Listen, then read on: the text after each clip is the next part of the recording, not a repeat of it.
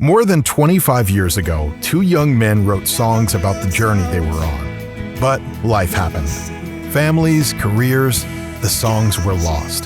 That is, until recently, when the original demos were found in a cardboard box. Now, with those songs rebuilt, remade, and released, Shon and Marcus are sitting down with their sons Austin and Samuel to talk about what they were trying to say all those years ago. This is Hidden Tracks, a conversation across generations about songs and the lives that led to them. Hello and welcome to Hidden Tracks, a behind-the-scenes look at the songs on the first Twin Wolves EP, Spectral Hymns. The songs were written around the turn of the century and lost for about 25 years, and today we are breaking down Stimulant. Now, Stimulant. Who wrote this one, and where did it come from? Well, it's another old poem of mine, and I happened to find it. I hadn't seen this one in many, many years, and it's so much different from what the song ended up being. It kind of surprised me, and I remember beginning to write this back when I worked at KFC and Taco Bell. We worked with the good old days. Yeah, we worked with a group of guys who would come to work high every day, and I always wondered how they could do that, because it's such a fast-paced environment. You know, how do you addle your mind and then function in this environment? So the original idea was a song that the refrain was going to be "Go to Work Stoned," and it was a Nirvana song, was how I conceived it, you know, because we're very, very influenced by the grunge bands of the 90s, and so I wanted to rip off Nirvana, and somehow it became nothing like that. I mean, this song has evolved over the years. The original poem is actually called "The Nonconformist," and I don't know why I called it that, but it was written April 17th of 2000, and it says, "Those are the greenest leaves ever, sharply contrasted, easy sky. Flutter, stir, never break, alive, unaware. Beautiful girl, open window, never looks out, never sees. Staring, staring, staring, unable to choose between awareness and fantasy, dumb as everyone else, yawning, fawning, never tiring of her musings and scribblings." So that was the seed that somehow became, and I don't know how we got from there. I was to about here. to say I that's mean, there's pieces of it in there. Right, there's pieces. I think this one is one of those great examples of something can start off as an idea that completely morphs into something else. The more you play it, the more you mess with it. So when he gave me that poem that he read and told me a little bit about the guys who go to work stoned every day or whatever, it just, to me, it created this story about this person, and trying to understand them and what they needed and everything else. And so some of the words in the poem, like "Beautiful Girl, Open Window," is about the 10th line of the poem, but it's the opening line of the song. And it sort of frames this guy who's standing at a distance watching this thing unfold in front of him. And one of the things that was very purposeful, the poem that he wrote and that is used for the verses, is very fragmentary. There's no real complete sentences there. Beautiful girl, open window, this sort of thing. And that's supposed to lend itself to the idea of this is sort of dreamlike, this is sort of fantasy, if you will. So there's this person just sort of imagining this reality. Mm-hmm. And what it became was this person, kind of very autobiographical to me, in a lot of ways, who needed something else, who needed a stimulant in their life, and was always looking for that thing, whether it was to pour themselves into work or pour themselves into music or whatever the case may be. And yet, all of this sort of energy of forward motion, and yet so much self-doubt that I don't know if I can actually make it work. And so here I am, I'm seeing this beautiful girl in this open window, not me, but the character of me in the song. And I'm imagining all these great things that a life could be. And then the chorus comes, well, maybe that's why you go to work high and these sorts of things. And it comes back in the second verse, and the guy already is starting to unwind his own fantasy. There's no way that person could actually like me. So we're back to "Can you like me" from Summerfield. So this song in the Awakening arc, we started with Invisible being the hidden self, and then moved to the opening of Summerfield, where there's another way to live life. There's another way to do this. But this song is called The Persistence, and it's the persistence of that hidden self coming back and saying, I'm not going to make it that easy on you. I'm not going to just let go. I've got my claws in here to you. So even though we'd had that experience, there is still a persistent clawing back of the old self that's pretty natural and happens. But the reason we wanted to include this song, even though it sort of feels a little out of sequence at first, is because no spiritual journey is linear.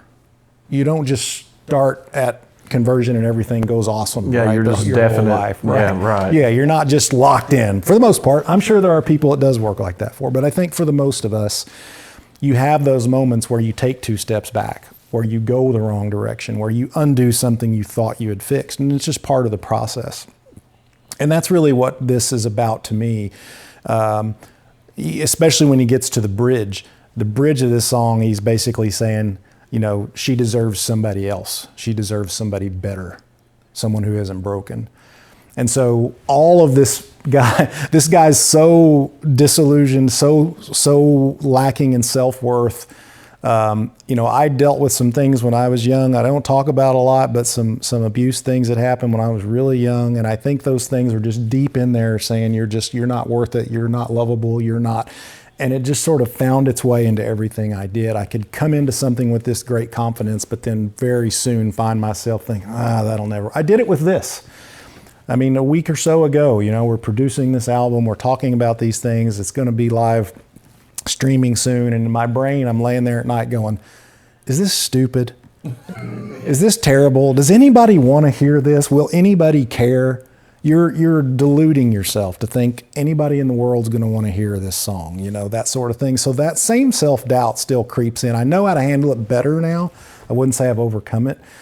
But that's really what this song is about, is just sort of living in that self-doubt, living in that lack of self-worth, and how it fits in the larger arc is it can happen even after you have that great moment at Summerfield.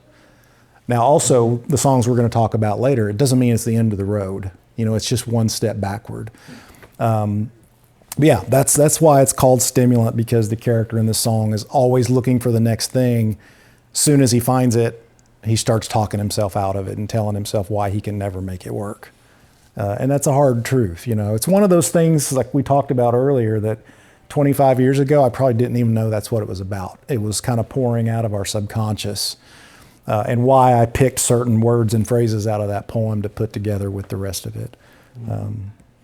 And we've talked about that, how when I used to teach poetry, there's an idea of poems tend to have a triggering subject that begins your writing. I'm going to write a poem about that tree or whatever. That's where you begin.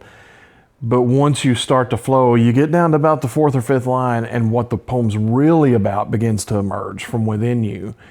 And you need to go back and kind of bulldoze that first part, that triggering part that really wasn't what the poem was about, and go with what it actually is. And I think that's what this one is, that it started off as one thing that was demolished so the real subject could come out. And I think it's quite a bit deeper that way. Absolutely. Listening to it, did you have any, takes on it from your perspective, being the youngest one of us here? Yeah. It was interesting to hear you explain it, because I guess when I listened to it, I kind of took it completely differently. I guess I have a tendency to, like, the lyrics that I understand easily or hook onto easily, I then kind of make that all that the song is about. And the way I envisioned the song was, I thought there was something really important about the fact that it starts with beautiful girl, open window. So in my mind, I thought it was a song about adultery.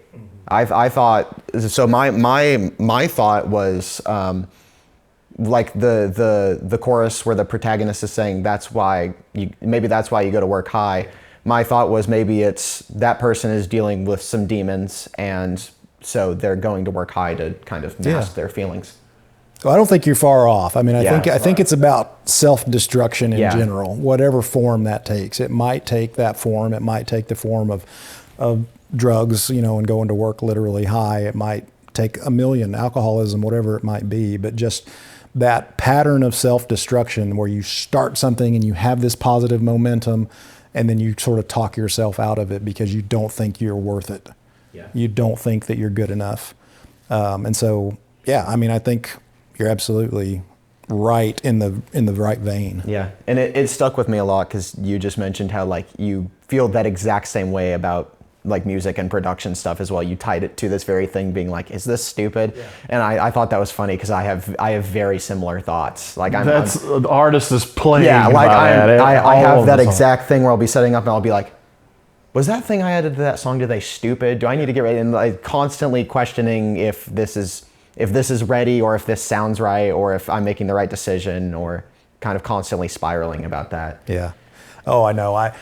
Writing a new piece of music, we've had a couple of new songs that we've written in the last few months, and it's crazy how your brain will go, when I'm sitting in the studio working on the mix and the arrangement stuff, I might spend 6 or 8 hours in a day on a song, and I start the day thinking, this is the best thing I've ever written. Yep. This is the greatest song that's ever been written. Yep.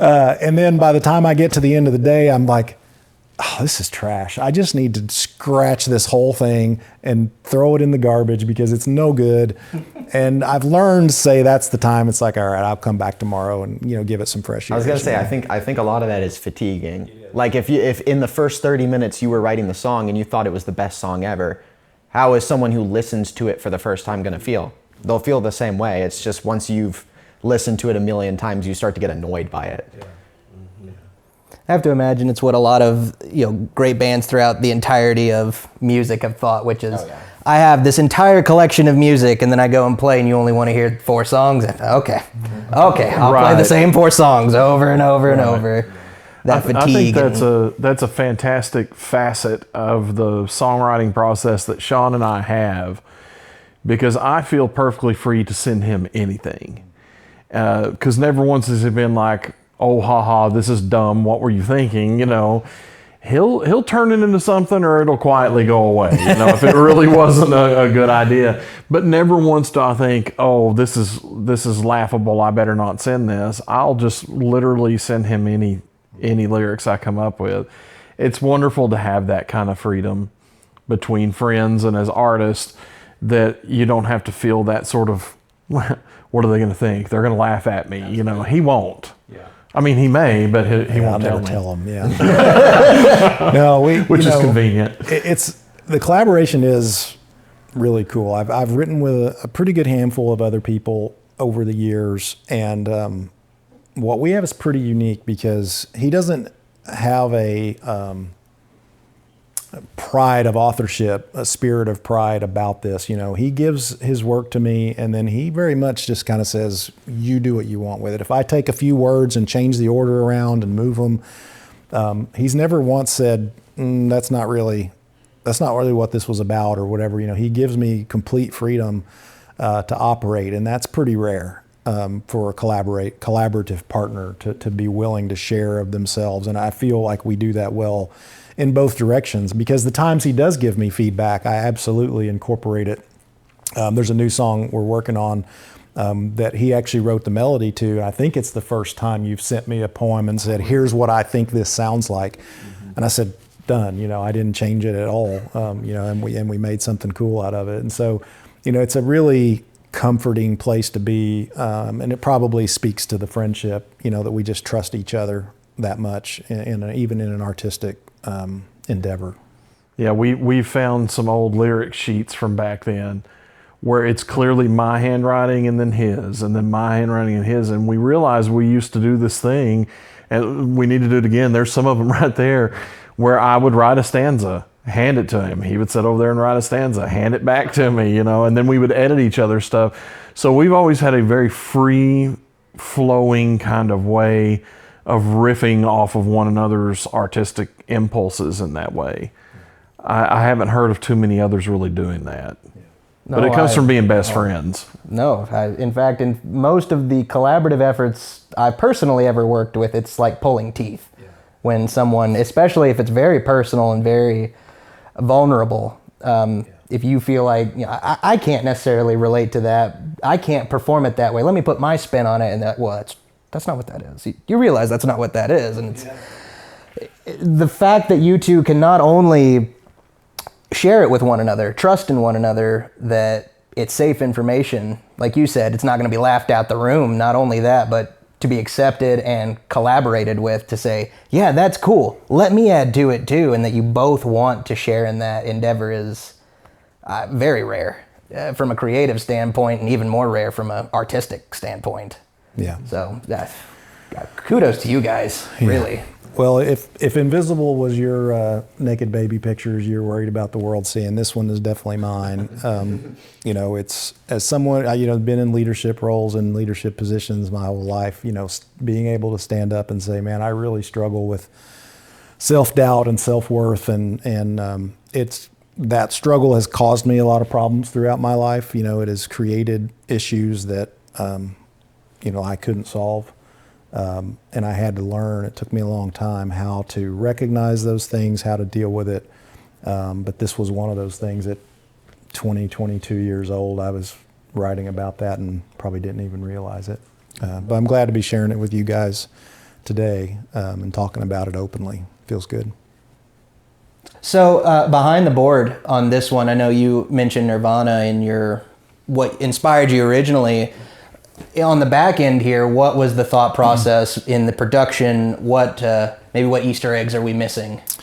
Yeah, I think that the thing I remember most is I sort of had this idea of this song as a sort of distant cousin to Somewhere Over the Rainbow, Judy Garland, Wizard of Oz. And the reason being, that's a song that sounds happy, but is actually about a very melancholic story or point of view. Somewhere over the rainbow, maybe there's something out there for me. But when you listen to it, and Bluebirds Fly and all that things, it sounds very happy. And I think this song kind of fits that bill. So melodically, there's a little bit of a tie back to that. You can hear it at times. In fact, in the old original demo, I think we ended it with a solo piano playing one note melody of Somewhere Over the Rainbow. We ended up taking that out.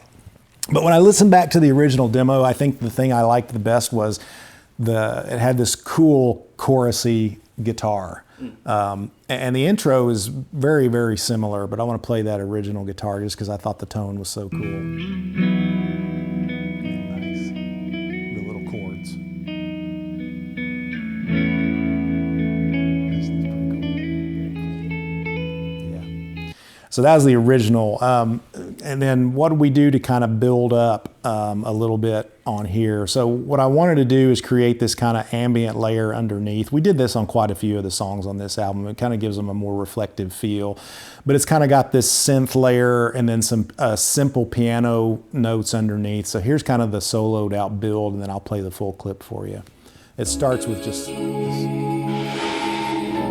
voice kind of rain stick kind of thing. There's those piano notes.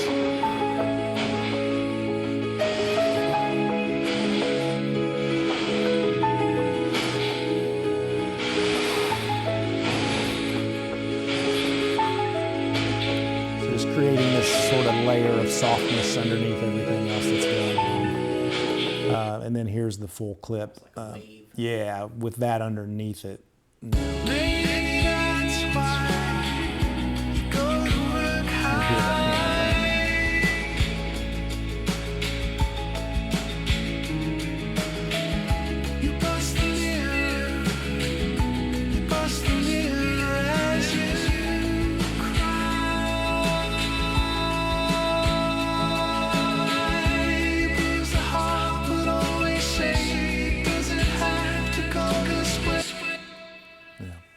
So yeah, we just wanted to create that sense of major key optimism, while the melody itself and the subject matter was maybe a little bit less major key optimistic. Kind of makes me think of like a Comfortably Numb situation. Yeah, that's a good example. Even though the song is pretty low key compared to the bombastic stuff that we have accompanying it and on the next album, People seem to really latch onto this one. I haven't been able to figure out why, but Sam said it was the best. It's my favorite track on the EP. Oh yeah. And I would say that moment that you just played is probably my favorite moment in the whole EP. And I think part of it is what you said about the kind of the ability to create a song where it's technically in major key, but you utilize certain notes and certain themes and certain ambience to draw it into more melancholic territory. That is one of my favorite things that songs do in general. I mean, there's a reason that Radiohead is my favorite band of all time. Yeah. They do stuff like that pretty frequently. So I really love the combination of the ambience and the piano lick that's right there. I think it's incredibly satisfying. Yeah, very cool. It's cool to hear. It's very cool to hear and see that side of you. I definitely had a lot of emotions listening to it. I had my own takes on it as well. But you need to listen to it. You need to make up your own assumptions on it.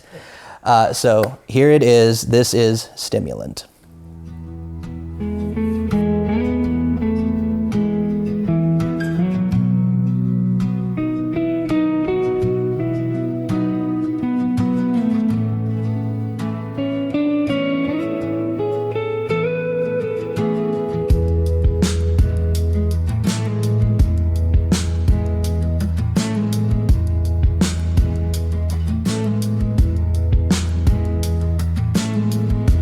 Beautiful girl, open window, never looks out, never sees. She cannot choose, never tiring. Her life, easy sky. Maybe that's why you go to work hard.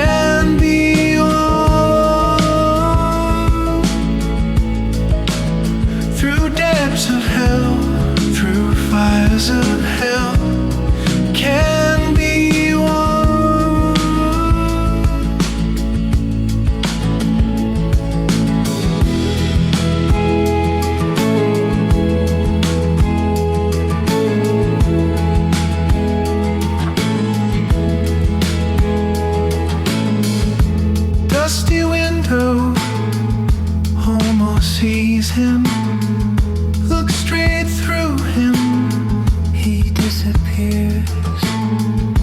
Different world now, but same old weather. Still tells himself it's worth a try.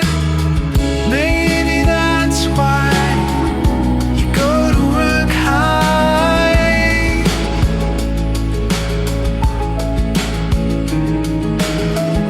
You bust the mirror as you cry. You bruise the heart, but always say it doesn't have to go this way. Does it have to go this way? 'Cause we can be one, can be one. Through depths of hell, through fires of hell, can be one.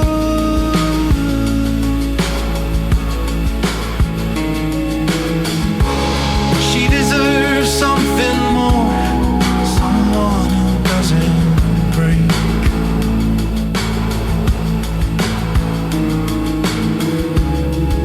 He almost had